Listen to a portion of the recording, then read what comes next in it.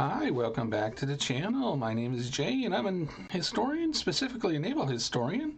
And you have joined us on week 3 of 9, in which I go over and read my master's thesis to you, and also discuss where I currently am in my research since I had completed the thesis 5 years ago. So today we are going to be going over Chapter 2 of my thesis entitled The Submarine and Maritime Strategy, an examination of the role in which the submarine filled in early 20th century maritime strategy.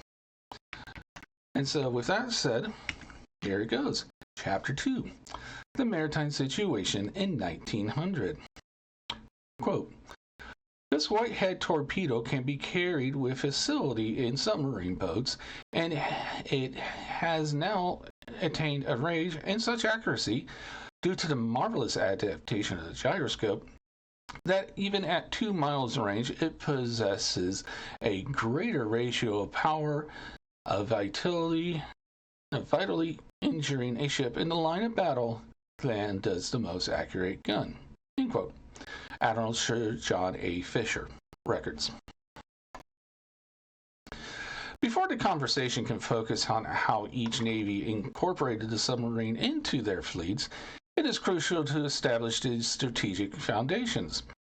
Interestingly, the works of the principal maritime strategists Alfred Thayer Mahan and Julian Corbett were established during this era in which this thesis is covering.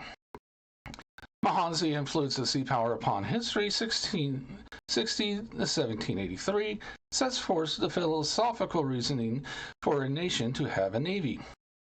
Mahan argued that the defeat of the enemy's main battle fleet would earn a nation control of the seas and ensure that any outcome of the war was favorable. Even when the two nations are at near equal strength, such as Great Britain and France during the American Revolution, having one nation controlling the seas while denying it to their enemy would determine the fate of the conflict. If Mahan provided the grand strategy and political economic foundation for the justification for seeking sea power, then Corbett's Some Principles of Maritime Strategy provides the explanation of the tactics that could be used to clear the enemy from the sea, covering blockades, fleet actions, commerce raiding, and the coastal protection of a nation. Like Mahan, Corbett used history to provide examples for his principles. While these are the major aspects of strategy that all maritime nations share, each state approaches the application of sea power from its unique vantage point. One is reminded of Mahan's 6 principal conditions that affect a nation's ability to obtain sea power. However, another constant consideration is whether that nation has a need for robust maritime trade. As Mahan noted, quote, the necessity of a navy, in the restricted sense of the word, springs, therefore, from the existence of a peaceful shipping and disappears with it, except in the case of a nation which has aggressive tendencies and keeps up a navy, end quote. The United States, despite its lack of overseas territory, always had a need for shipping its goods and raw materials to the rest of the world. Great Britain, being an island nation, had developed a robust colonial trading system and was engaged in trade with every nation at that time. Germany, however, was a latecomer to colonial expansion, having spent centuries as several smaller kingdoms, duchies, and principalities prior to Otto von Bismarck's unification efforts in the mid-19th century. Therefore, each nation began the 20th century with different strategic maritime goals, which were a continuation of policies that began during the waning years of the 19th century.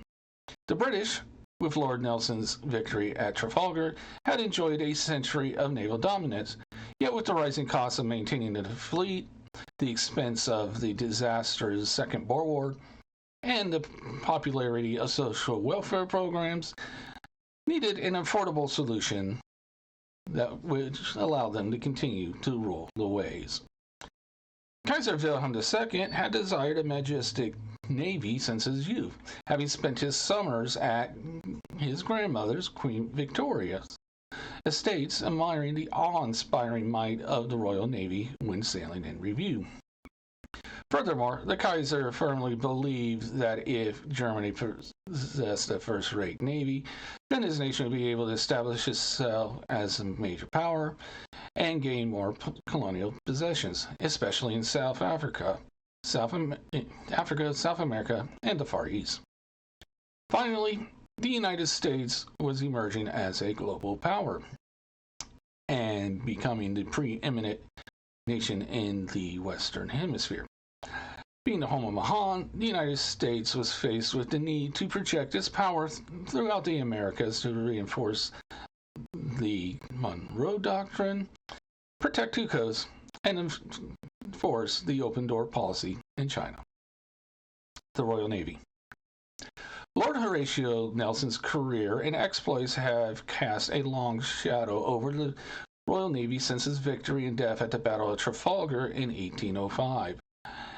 His decisive victory over a combined French and Spanish fleet not only ended the threat of a Napoleonic invasion of the British Isles, it also ensured that Britannia would rule the waves for the foreseeable future. The Royal Navy would become the premier maritime organization for the entirety of the 19th century, and their traditions, practices, ships, armaments, and innovations would influence every other navy sailing the high seas. Except for the embarrassing showing during the War of 1812 against the United States, the Royal Navy would dominate in any naval engagement against the enemies of the Crown. By the turn of the 20th century, the United Kingdom's naval supremacy was unquestioned. The Royal Navy had the largest fleet sailing on the world's oceans, venturing from numerous stations that it established during the days of Great Britain's colonial expansion during the 17th and 18th centuries. Additionally, Great Britain had the largest fleet of merchantmen transporting goods and passengers to every port across the globe. The final years of the Victorian era saw the British Empire at its peak and the Royal Navy at its height. The British Board of Admiralty had the task of overseeing, maintaining, and operating the Royal Navy, ensuring that the naval dominance that Great Britain had enjoyed since Trafalgar continued. A necessary part of that was procuring and maintaining enough ships to carry out all of its missions, including securing the sea lanes connecting the British Isles with its numerous colonies in all corners of the globe, projecting the might of the British Crown to all foreign lands, and protecting the home islands from invasion. The large size of the Royal Navy was necessary to protect not only the British Isles, but also the vast empire that Britain had built during the centuries before. To ensure that the Royal Navy had enough ships to fulfill its missions, the Board of Admiralty had adopted the two-power standard in 1889. This policy required the Royal Navy to have in commission as many battleships as the next two largest navies combined. At the time this was adopted, the second and third largest navies belonged to the continental powers of France and Russia, of which the latter was an ally of the United Kingdom. The Royal Navy also constructed a large number of cruisers and other smaller vessels that could patrol the sea lanes and show the flag at foreign ports in numbers that dwarfed any other fleet. The two-power standard was established at the beginning of an era in which the major European powers, along with the United States and Japan, began their efforts to modernize and expand their navies. By adopting this standard early, the Admiralty announced to the rest of the world that regardless of the number of holes that were lost, Britannia would maintain its role as the dominant maritime force, regardless of the cost. Yet, the costs would continue to rise, especially after the United Kingdom entered the Second Boer War in South Africa. With a total cost of £211,156,000 or 263 million American dollars, or today 202 billion pals, which is equivalent to 250 billion in today's currency. The Crown's response to that rebellion would cause a financial strain on the Parliament's budget at a time when the demand for social welfare programs was increasing. The Royal Navy during the early years of the 20th century was coming under increasing pressure from Parliament to cut their costs while also maintaining its naval dominance, continued to fulfill all of its missions, and incorporate the latest technology in its ships. Imperial German Navy. Germany never had a strong presence on the seas, instead being known for its abilities to conduct land warfare. The Prussian army had produced numerous generals that would come into fame in their own right, including the strategist Karl von Clausewitz, Helmuth von Moltke the Elder, and the legendary Frederick the Great. The unified Germany was not any different when Kaiser Wilhelm II ascended to the throne. The corps of senior officers and generals had come from Prussia, were schooled in Clausewitz's works, and were considered part of the imperial elite. The Navy, on the other hand, was generally overlooked and led by officers who were not always able to gain entry into the army. The lack of a formidable fleet was also due to the lack of an overseas colonial empire. For most of Germany's history after the collapse of the Holy Roman Empire, it had consisted of numerous independent principalities and duchies. While they would unite during times of military crisis, it would not be until Kaiser Wilhelm I and Otto von Bismarck unified the German nation in 1871 that they would have the resources to establish and maintain colonies. However, most of the territories that could have been colonized were already in the possession of rival European nations, especially Great Britain, Spain, France, and Belgium. Despite this, Bismarck was able to acquire territorial possessions in Africa and the South Pacific during his chancellorship, although the desire for a larger colonial empire remained. Meanwhile, Kaiser Wilhelm II spent numerous summers vacationing at his grandmother's Osborne house on the Isle of Wight as a child, where he developed an interest in all things related to the Royal Navy. His uncles, who as British royalty were senior naval officers, would take him on tours of dockyards, naval stations, and ships, furthering the young Wilhelm's fascination. While his education was based in traditional Prussian military schooling, and he received a guaranteed commission in the army, Wilhelm did not lose his interest in ships. Upon his ascension to the throne, one of his first actions was to begin the planning and construction needed to modernize and expand the fledgling navy.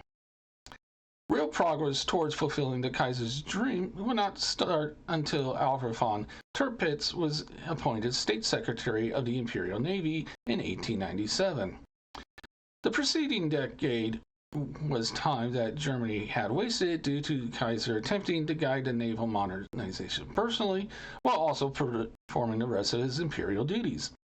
Even the publication of the Influence of Sea Power and its expedited translation and release in Germany did not help the Kaiser convince his ministers and the Reichstag to endorse his dream without a clear plan.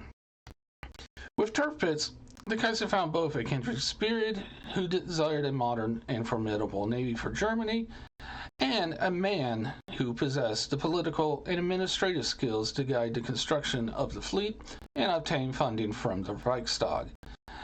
Tirpitz came to the Kaiser's attention as a young captain leading the torpedo development program during the 1880s.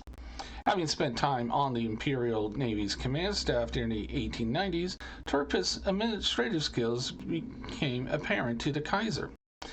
After a deployment to the Far East, Tirpitz was named State Secretary. To accomplish the construction of the Kaiser's fleet, Tirpitz wrote and introduced to the Reichstag the first naval law that would make the funding of the Navy automatic. Rather than having to return annually to request appropriations to construct new ships and replace outdated vessels, Tirpitz developed the concept of having the legislature approve a bill that would guarantee funding for a specific number of warships that would eventually be commissioned and automatically provide funding to replace every unit that had reached 20 years of service. It should be noted that while Tirpitz would be the appropriate officer to head up the modernization and expansion of the Imperial German Navy, his goal for that naval construction was not in sync with the Kaiser's desires. Tirpitz, during the Far East Asian cruise on which he was deployed prior to his elevation to State Secretary, came to view Great Britain, and the Royal Navy specifically, as a direct threat to any colonial ambitions that Germany might have. In his mind, Germany needed to construct a navy that could pick apart and eventually defeat the Royal Navy. However, the Kaiser's desire for a navy was both simpler and vainer. Wilhelm wanted a modern fleet that he could show off to his uncles and cousins in Great Britain and Russia to impress upon them that Germany was not just a force to be reckoned with on land. The Kaiser wanted his navy to be viewed as a first-class fleet just like the Royal Navy. But as would be revealed after the First World War broke out, he did not want to risk it in combat on the high seas. United States Navy. The general assumption that has circulated among his naval historians is that Mahan had directly influenced not just the United States, but also Theodore Roosevelt to build a modern fleet to defend his shores. However, this interpretation overlooks the fact that Roosevelt's Naval War 1812 was first published in 1882, 8 years before The Influence of Sea Power was released, and before Mahan taught his first class at the Naval War College in 1885. Needless to say, the general public was already aware of the need to modernize its navy. The end of the Civil War saw a massive decommissioning of the fleet which Lincoln's Union Navy had built to strangle the Confederacy into submission, with only the newest steamers and ironclads left in service. By the end of the 1880s, this fleet was falling into disrepair and was quickly becoming obsolete. Between the efforts of naval officers who established the Naval Institute in Annapolis and the Naval War College in Newport, Rhode Island, along with a growing group of naval enthusiasts in public office and positions of influence, the U.S. Navy began to slowly introduce new ships before Mahan released his treatise to the public. The influence of sea power provided to the American public and Congress the justification to accelerate the naval construction program. These efforts and the ships that were produced gave a strong performance during the Spanish-American War in 1898, which showed the rest of the world that the United States had begun to flex its muscles as a major power. In retrospect, it is apparent to all that the geography of the United States alone could have easily justified the need to build a massive fleet to protect itself. Having expanded itself from the east coast on the Atlantic out to the further reaches of the Pacific coast, the United States has thousands of miles of shoreline to protect. The United States has been fortunate throughout its history that its land neighbors, Canada and Mexico, have never posed a threat of invasion. Rather, the United States, Canada, and Mexico have generally maintained friendly relations. Instead, the threat of invasion came from overseas. During the 19th century, it was from Europe. But as the 20th century progressed, this was shift between the Pacific and the Atlantic. Further complicating factors in the late 19th century was that there was not an expedient means of moving a fleet between the two coasts. Ships still had to make the months-long journey around the entirety of South America to reach either coast, as the Panama Canal had not been constructed. The construction of the Isthmian Canal was the central goal of American navalists, with Mahan advocating for one in his writings. However, until one was constructed, the U.S. fleet would have to develop an affordable but powerful weapons platform that could protect both coasts. The ultimate strategic goal of the United States was to project its power globally, with a focus on Latin America and China. In order to accomplish this, a large navy was needed to show American power. The Monroe Doctrine, which asserted the United States' exclusive right to assert into the affairs of Latin American countries, was used by navalists such as Theodore Roosevelt and Henry Cabot Lodge to justify the need to build a large fleet. They argued that the time of European influence in the Western Hemisphere was over, and that the United States would police the region. With most of the activity centered in the Caribbean, there was a need to have a fleet on the East Coast ready to assert American power when the time came. During the waning years of the 19th century, the United States would also adopt the open door policy in regards to China and access to its trade. This would require that the United States station a fleet in close proximity to Asia in order to respond to crises along the China's coast. Fortunately, the Spanish-American War had the result of the Philippines and Guam being transferred into American control, providing technology for the U.S. Navy to establish a forward base. The evolution of the torpedo. A submarine is only effective if its main weapon can strike an enemy ship accurately. The earliest attempts at submarine warfare, namely the Turtle during the American Revolution and the CSS Hundley during the American Civil War, used explosive charges that had to be placed on the target. This meant that the submarine had to navigate to a position alongside the target, place the charge on the hull, and retreat before it would detonate, all while avoiding detection.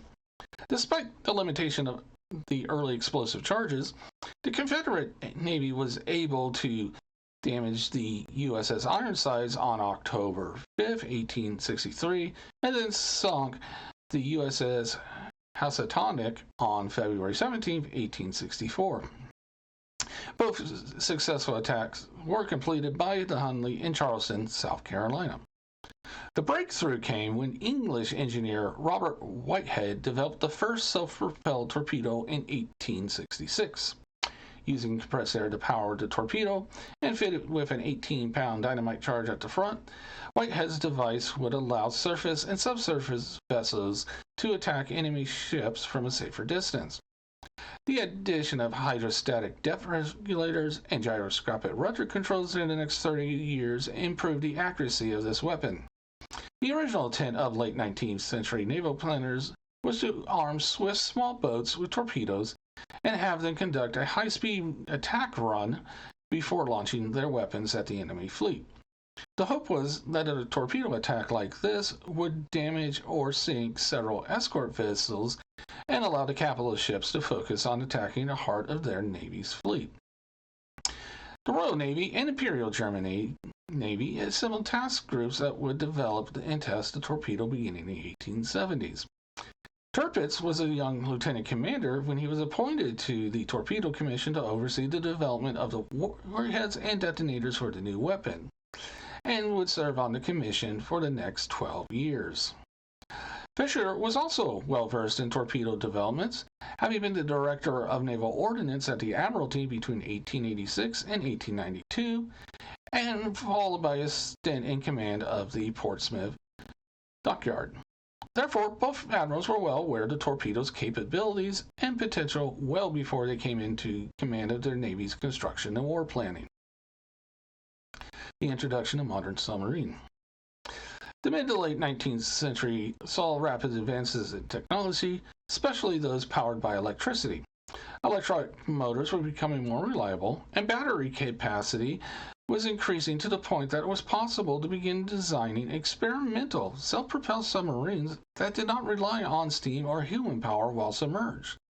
After 1875, there were efforts in the United States, Russia, and Great Britain to begin working on developing the submarine.